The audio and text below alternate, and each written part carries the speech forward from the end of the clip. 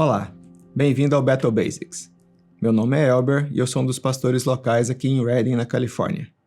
O Battle Basics é um conjunto de aulas independentes, onde cada aula tem seu início, meio e fim, e você pode assisti-las em qualquer ordem. Para quem está aqui em Redding, na Califórnia, essas aulas acontecem todos domingo pela manhã. Para você da nossa igreja online em qualquer outro lugar do mundo, você pode assisti-las aqui. Gostaria que você pegasse a sua Bíblia, se você puder, e abrisse comigo em João capítulo 3.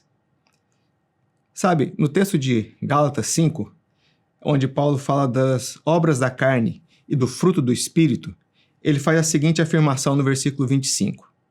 Gálatas 5:25 diz: se vivemos pelo Espírito, andemos também pelo Espírito. Se vivemos pelo Espírito, andemos também pelo Espírito.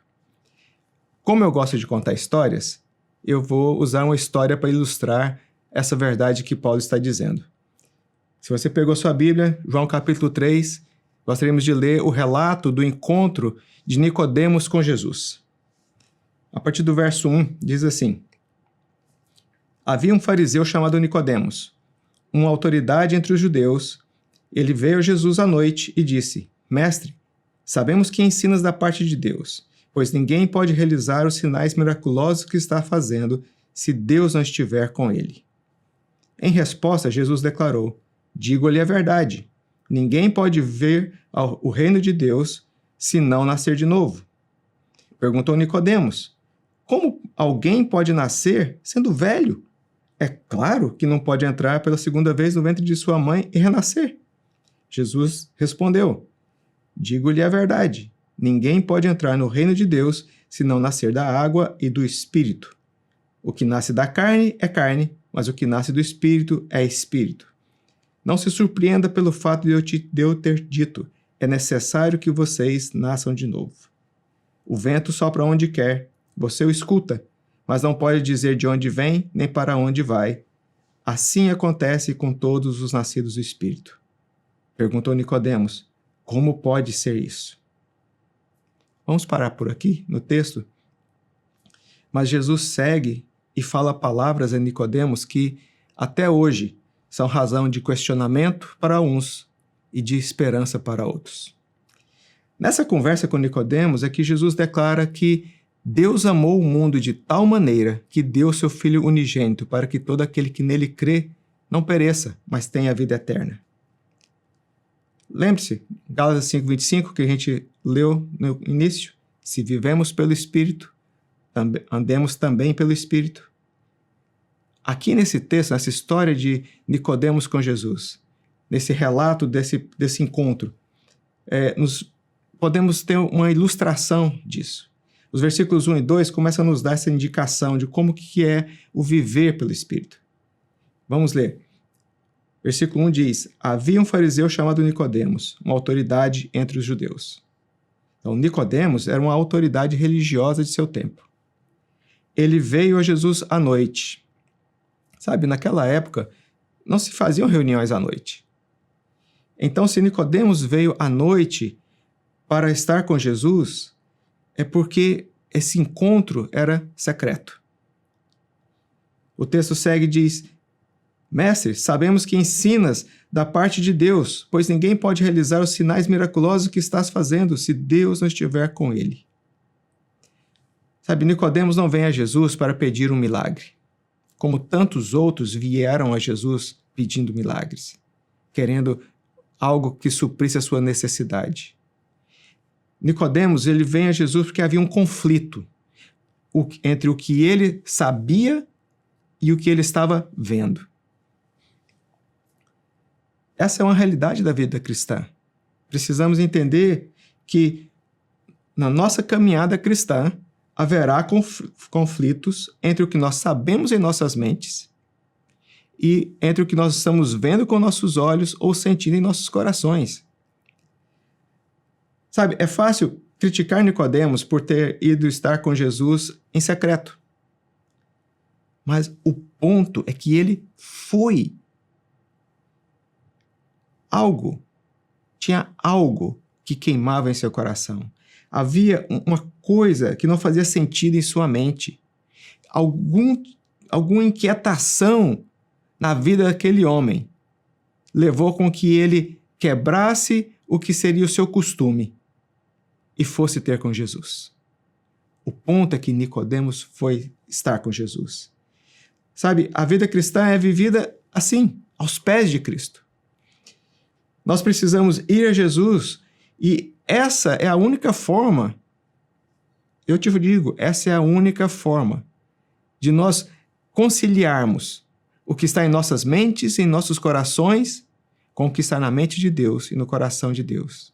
É vindo aos pés de Cristo. É nesse momento de entrega, como Nicodemos fez, ele chega diante do Senhor Jesus e ele se entrega, ele diz: Mestre, sabemos que vem da parte de Deus. Ninguém faz o que você faz. Ou seja, em Nicodemos havia nele um desejo para que houvesse uma conciliação daquilo que ele estava vendo com aquilo que ele tinha em sua mente durante tantos anos. Sabe, essa conversa entre os dois, ela é sensacional. Jesus diz a Nicodemos: ninguém pode ver o reino de Deus se não nascer de novo. E qual é a resposta de Nicodemos? Como alguém pode nascer sendo velho? Será que só Nicodemos tem esse tipo de questionamento? Sabe, Jesus diz que ninguém pode ver o reino de Deus se não nascer de novo. E eu quero te perguntar, você já nasceu de novo? Você sabe o que é ser nova criatura? Sabe, se não, eu quero que você tenha uma oportunidade agora. Porque nessa conversa, nesse texto de João 3, é onde Jesus declara que Deus amou você de tal maneira que lhe deu seu Filho unigênito, para que se você cresce nele, você teria vida eterna. Então eu quero te dar essa oportunidade. Se você não nasceu de novo, se você não sabe o que é ser nova criatura, a palavra diz: se você crê no Filho de Deus, Jesus, você é feito nova criatura. E eu quero te dar essa oportunidade agora. Onde você está, onde você esteja me vendo, não importa como eu estiver, você pode tomar essa decisão hoje e isso mudar sua vida. Bem, na conversa, Jesus continua e ele diz: o que nasce da carne é carne, mas o que nasce do espírito é espírito. E Nicodemos mais uma vez pergunta: como pode ser isso? Percebe que Jesus expõe das verdades do reino e a resposta de Nicodemos é: como pode ser isso? Sabe, Deus não tem medo de suas perguntas e nem fica zangado com os seus questionamentos.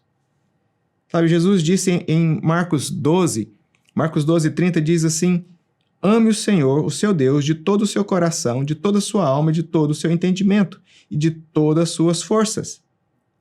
Sabe, Deus nunca anulou suas emoções, sua vontade, sua mente. Não, o que nós precisamos fazer com elas era amar a Ele. Jesus diz: ame o Senhor, seu Deus, com isso, com tudo isso, com todo o seu ser. Sabe, em Jesus, meu espírito é regenerado. Em Jesus eu nasci de novo. E como resultado disso, eu agora expresso o meu amor a Ele com as minhas emoções. Sabe, em resultado disso, eu alinho a minha vontade com a dele. Em resultado disso, eu renovo a minha mente com a mente dele. Em resultado disso, agora o meu corpo é apresentado como instrumento de justiça. Ame o Senhor, seu Deus, de todo o seu coração, de toda a sua alma e de todo o seu entendimento e de todas as suas forças. Em 1 Coríntios 1,18, diz: pois a mensagem da cruz é loucura para os que estão perecendo, mas para nós, que estamos sendo salvos, é o poder de Deus. A mensagem da cruz é loucura para uns. Para outros, ela é poder de Deus. Sabe, depois que Jesus morre na cruz, o seu corpo foi sepultado. E nós vemos esse relato em João 19. Eu quero ler para você João 19, o relato do sepultamento de Jesus. Diz assim: Depois disso, José de Arimateia pediu a Pilatos o corpo de Jesus. José era discípulo de Jesus, mas o era secretamente, porque tinha medo dos judeus. Com a permissão de Pilatos, veio e levou embora o corpo. Ele estava acompanhado de Nicodemos, aquele que antes tinha visitado Jesus à noite. Nicodemos levou cerca de 34 quilos de uma mistura de mirra e aloés.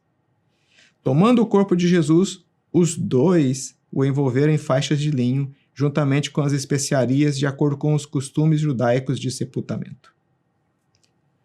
Sabe, eu não estou te dando permissão para ter uma vida dupla, mas quero que você observe que esses dois homens, José de Arimateia e Nicodemos aqui, tiveram encontros secretos com Jesus, que mudaram a sua vida.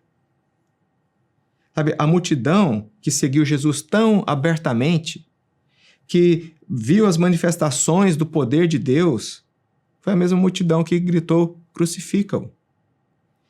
Sua vida secreta com Jesus é muito mais importante do que sua vida pública com Jesus. Se você tem uma vida secreta com Jesus, ela vai transformar como você vive publicamente. O que é uma vida secreta com Jesus? Sabe, no Sermão da Montanha, Jesus ensina: quando orar, entre no seu quarto e feche a porta, porque o seu Pai, que vem em secreto, te recompensará. Claro que trancado dentro de um quarto não é a única forma de se orar, não é o único jeito de se orar. Nós oramos enquanto nós andamos, nós oramos dentro de ônibus, dentro do nosso carro, nós oramos em público, nós oramos com os irmãos na igreja. O ponto que Jesus estava dizendo é que você não precisa mostrar a outros, porque o seu Pai vem em secreto. Sabe, e ele diz que o Pai que vem em secreto te recompensará. Será que ele está falando aqui de premiação? Claro que não. Nós não recebemos um prêmio porque nós oramos. A recompensa são as respostas às orações. A recompensa é Deus me ouvir e eu ouvir a Ele. A recompensa de uma vida secreta com Jesus é que naquele momento Ele é só meu. Quanto mais perto de Jesus estou, mais longe estou de meus questionamentos e minhas dúvidas. Sabe, quanto mais conheço Jesus, mais eu me pareço com Ele. Pois a mensagem da cruz é loucura para os que estão perecendo, mas para nós, os que estamos sendo salvos, é o poder de Deus. Sabe, nossa mente natural não consegue entender e nem aceitar o amor de Deus através da cruz. Sabe, mas graças a Deus pelo Espírito Santo, que nos convence do pecado, e nós podemos então experimentar o poder de Deus. Sabe, vivemos a nossa vida cristã a partir do nosso espírito, de dentro para fora. E é necessário que tenhamos encontros com Jesus em nossos corações, onde ninguém vê. Encontros tais que mudam como nós vemos a vida. Sabe, Deus é bom e Ele te ama. Até a nossa próxima aula.